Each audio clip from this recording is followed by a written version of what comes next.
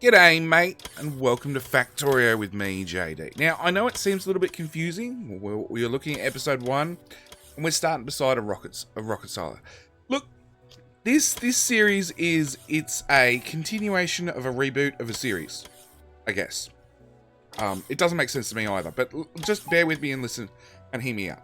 So, back in 0.15, started off Factorio, did a nice little series where we did a tutorial series, and I wasn't happy with it.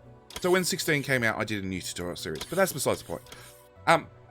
During 15, did the tutorial series, finished it, got to a rocket silo, game done, and then there was nothing to do because 16 wasn't released yet. So I decided, look, let's give myself a challenge.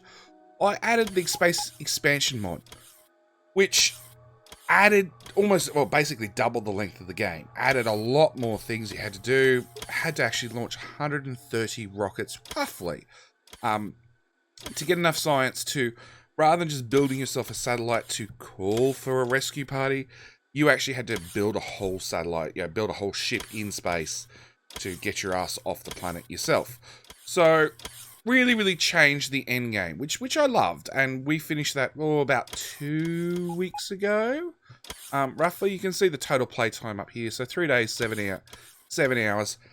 Whole standard game was done. Whole of SpaceX was done. Science needed to be radically upgraded. In fact, half the base had to be radically upgraded, just to complete the SpaceX part of the game. And I'm going to stand over here because, oh no, you're on manual fire. Good, because you're really loud. Anyway, so during the SpaceX series, 16 came out. So we updated the game to 16, which gave us lots of new features, and that was great. At the same time, I started a new series, as I said, doing another tutorial, which then transitioned into building a mega base, which was great. Then, probably about 2 months now ago, if you read the Factorio blog and you look, you would have seen that there was, during one of the Friday Facts, a joke was made about nerfing bots and buffing belts. The whole belt versus bot debate blew up, and well, I've built lots of large bases with both belts and with bots, and 9 times out of 10 you've had to choose bots to keep the game performance there. Otherwise you're playing at like quarter speed, which is, it's not exactly fun. I'll admit it. There's many things you can do. You can install mods to add extra legs so you run lots faster. If you're running at 4 times normal speed, it doesn't matter if the game's running at quarter speed because it all seems mostly normal. But in the end, I decided, look, I have a base that's about to finish, and it's pretty much at megabase scale, or on its way. And I have another one getting up to a megabase. So I decided at that point, let's do it. Let's do a solid belt base and a mostly bot base. I am planning on using belts in some areas, but mostly bot base. And this is what gave birth to this current series. So this is the belted series, in case you can't tell from the title. And we'll start with a base tour. So, it's mostly bot-based, belt-based. I will say there's a few things on bots, but we'll get to those. So, we had a starter base over here. Nothing special. I think we got to red belt, roughly. And then I scrapped it and moved us to the new base. Oh, red belt and steel smelters, because that's sort of my bottom line to start going big. So, we've got stone... brick smelting up here. We've got iron smelting being fed by belts, being fed by iron or steel. Why is that all backed up? Oh. Where are you meant to go to?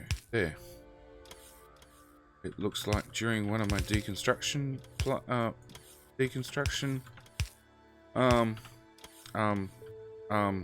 sections, I removed a mostly important belt. So let's put that back. Bots will fix that in time. We do have an extensive bot network, but, well, you can see we've got 2,000 Logibots, which is not a lot, but 4,000 construction bots. Because the construction bots are the main thing. The Logibots are basically there for recycling. So at the moment, you can see they're dumping coal up here, which probably means I have a lone miner somewhere putting coal into a provider chest, and then the bots are just putting it back onto the belts, basically. So we've got iron up here, then we've got copper, and then we've got steel, lots of steel, lots and lots of steel. Inner output, we have 2 belts of steel, 8 belts of copper, and 8 belts, you can see them here, boom, boom, boom, boom, 8 belts of iron. Now, in saying that, I also have off-site smelting. So, long time ago, we just couldn't get materials into the base fast enough. So we went with off-site smelting. So I have an iron train here, which brings in iron plate, brings it down, runs it through a balancer to hopefully balance everything out.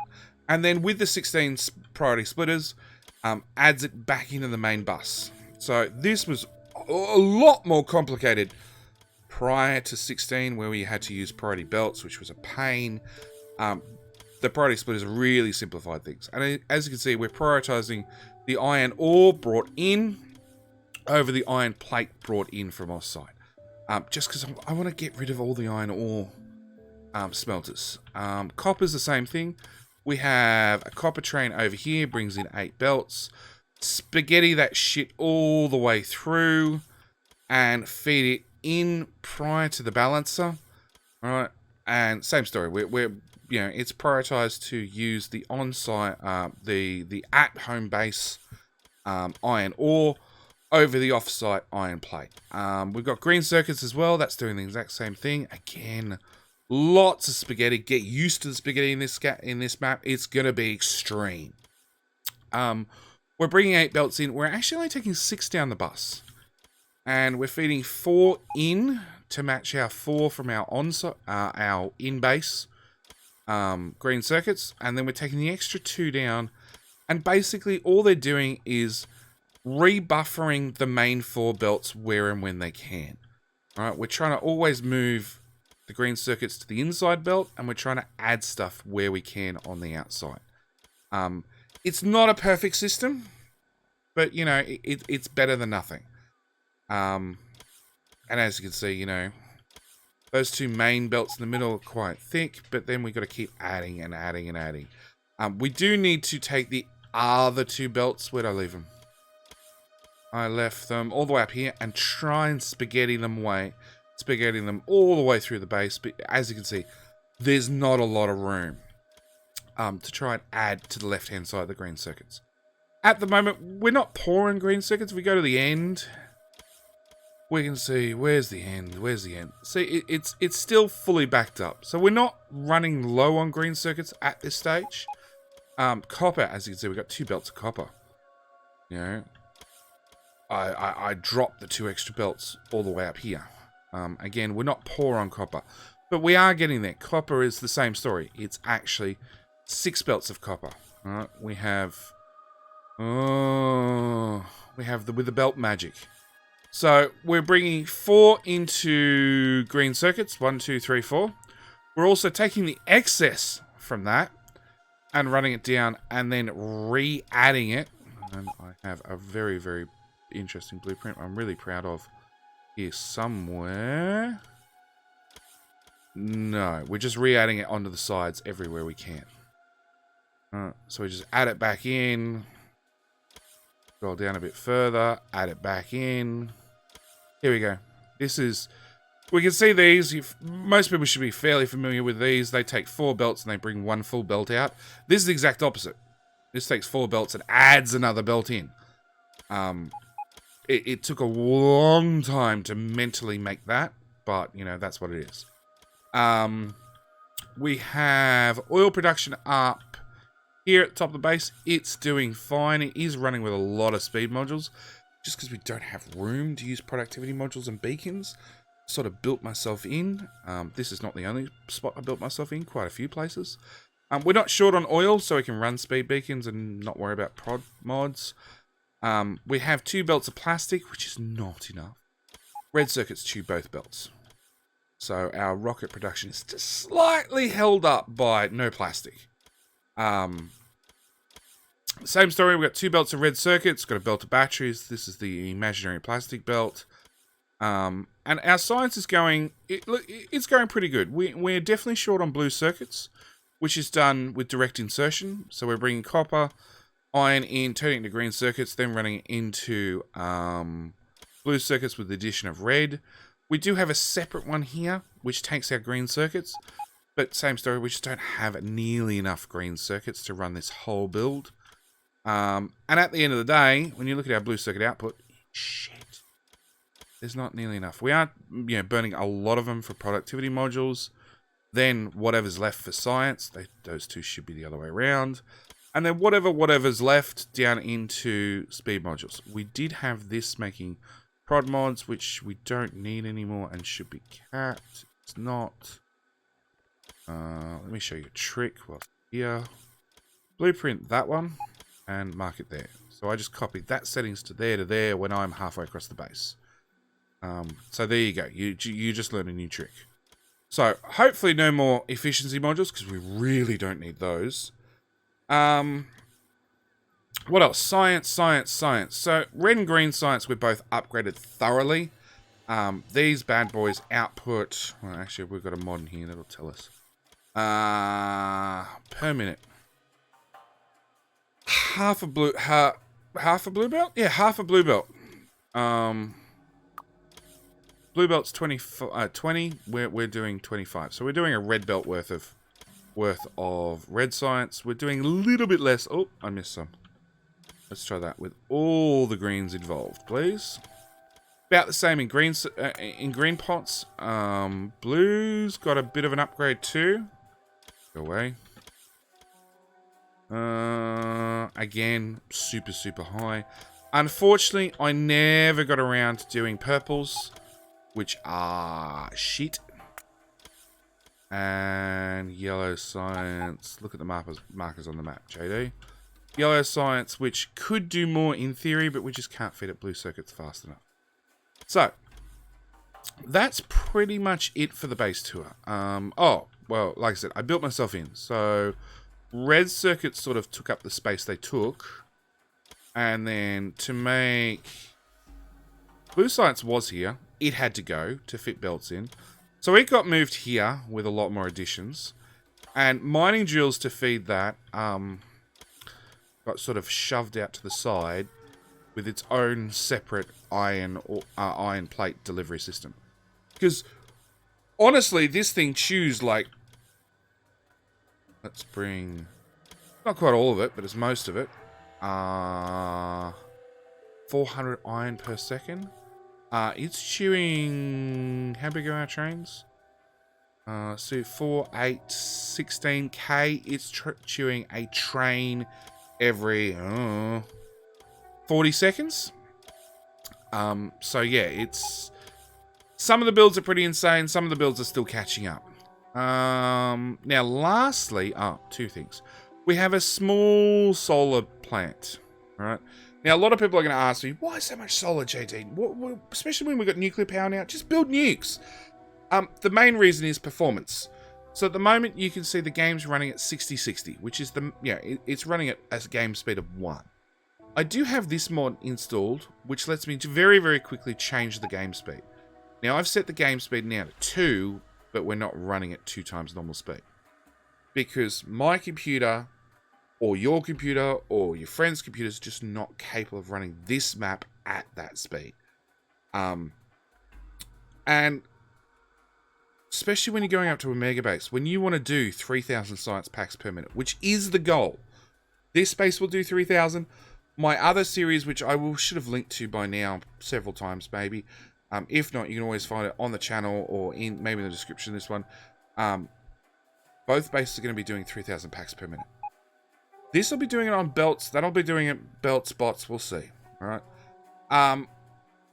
I want as much performance as possible because as I triple the size of the base, it's then going to cost performance somewhere, somehow. All right. I need to vastly upgrade my smelting. I need to upgrade my science production, my science consumption, all those sorts of things. Which means if I choose solar, this is the important thing with solar. In solar, this solar panel and this accumulator are calculated for all 109,000 solar panels and all 93,000 accumulators. Because they all have exactly 38, 37, 36 kilowatts worth of power, depending on the brightness. And the brightness is worldwide. All the accumulators, you can see they're all fully charged. The only time you're going to have a change is when they didn't have power. So these guys are going to slowly charge up. As soon as they get to full charge, all right, or in the case of tonight will be the one time where this handful is calculated separately from all the other ones because they didn't start with full charge. All right. Otherwise, all the accumulators are counted as one item. The computer only has to calculate one item, not 93,000 items.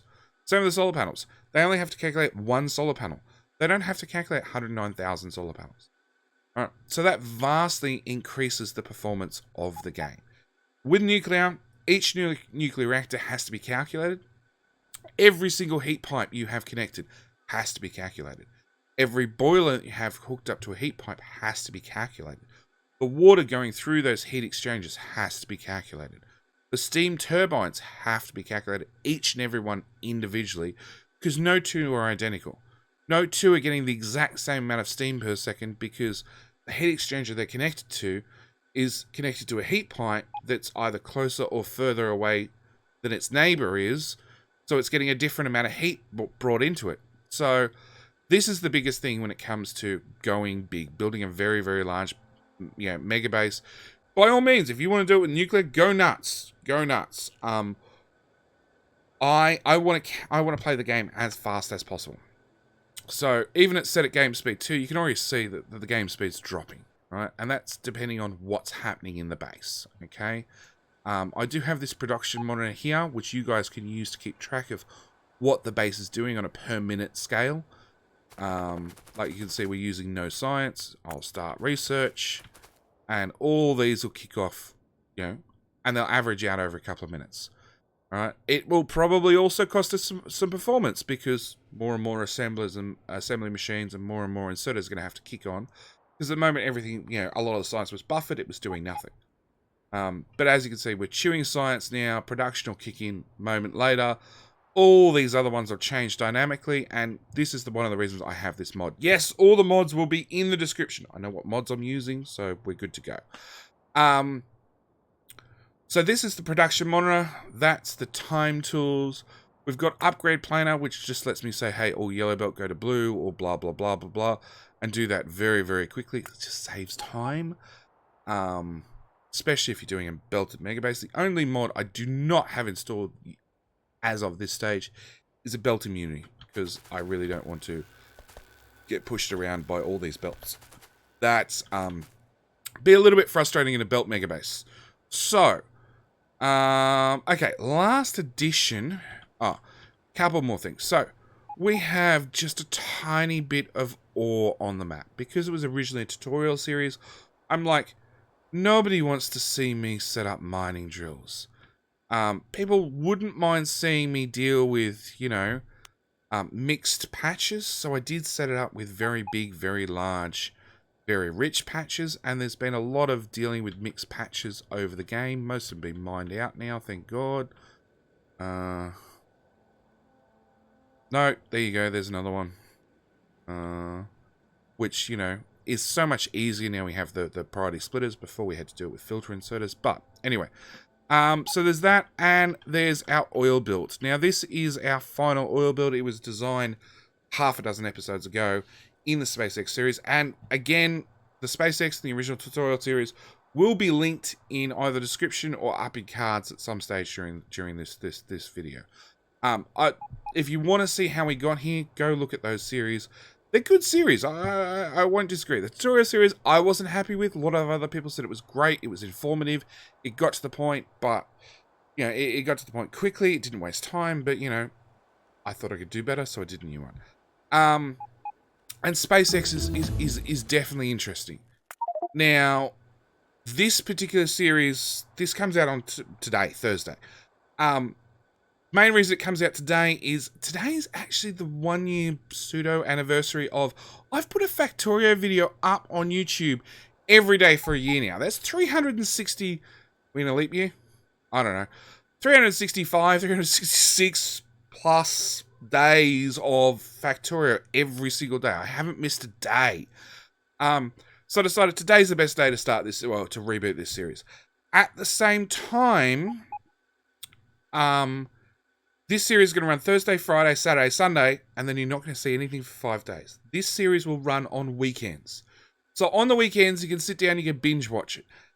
It might be 2 episodes, a episode a day. It might be 4 episodes. It might be 2 episodes Saturday, 2 episodes Sunday. It might be 3 Saturday, 2 Sunday. It all depends on my schedule and what I get done per week. The other series, the transitioning to Megabase, that will run as it has been every single day, Monday through to Friday. It won't slow down. It's on a plain cut 5 episodes a week. I'd like to get this one to 5 episodes a week, but I'm not guaranteeing anything. We'll turn that back on auto launch. And, oil.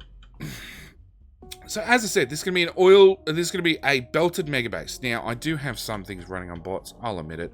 I have rocket parts are still being delivered by bots all the way up to the rocket silo. I could belt them. I just haven't bothered because I was lazy. Rocket fuel, same story. It's here. It's been delivered over here to make nuclear fuel, which is going out to the smelters because we are burning nuclear fuel on the smelters because why not? All the way up here. Where the hell's that belt go? Into here. And we feed in nuclear fuel because, like I said, why the hell not? We're using rocket fuel and I'm like, let's do better. Let's go for nuclear fuel. Nuclear fuel in the smelters. That shit lasts forever. So we are using nuclear fuel for the smelters. We are delivering the rocket parts to the rocket silo via bots. That's pretty much it. Our beacons, obviously, being done by bots. But everything else is belt-based. The new base will be 100% belts. The only reason I'm going to have bots is to deliver me more materials.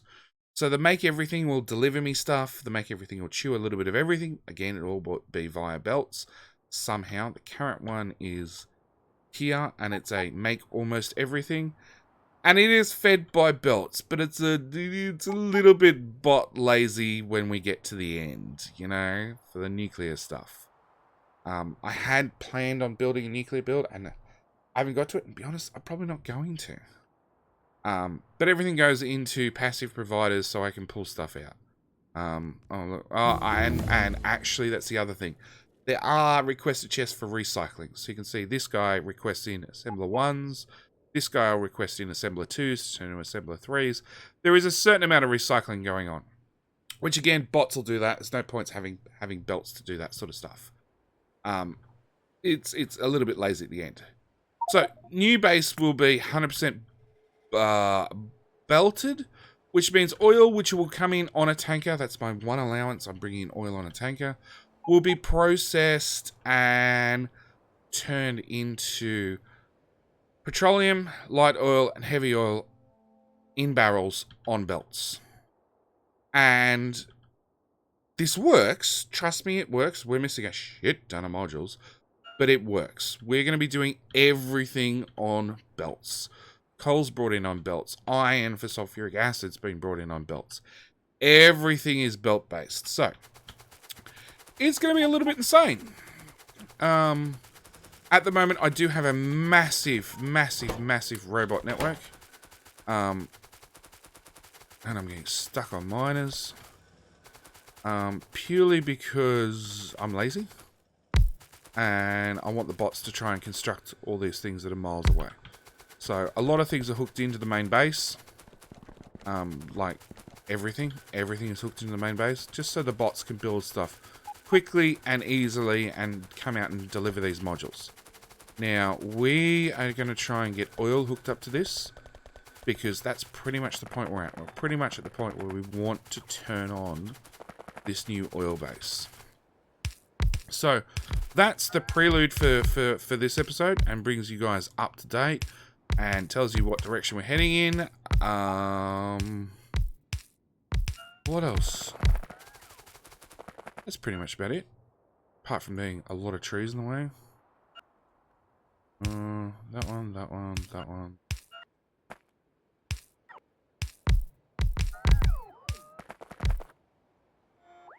Really? Am I one short? No, I'm not. Good.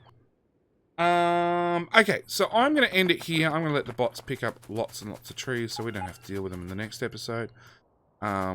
We do have the main robot network right here. So I can just run over here and have them dump and deal with everything. But I will see you guys for the next episode where we actually hook oil up to this. Yeah, that's pretty much our next step. Getting oil hooked up, getting a heap of refineries built. Because we, as I said, our plastic's maxed out. Absolutely maxed out at 2 belts, which means we have none to do the actual... Where the hell are they? Or down here.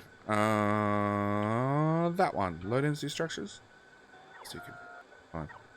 Yay, low density structures. So, we don't have any plastic to run low density. That's our current bottleneck.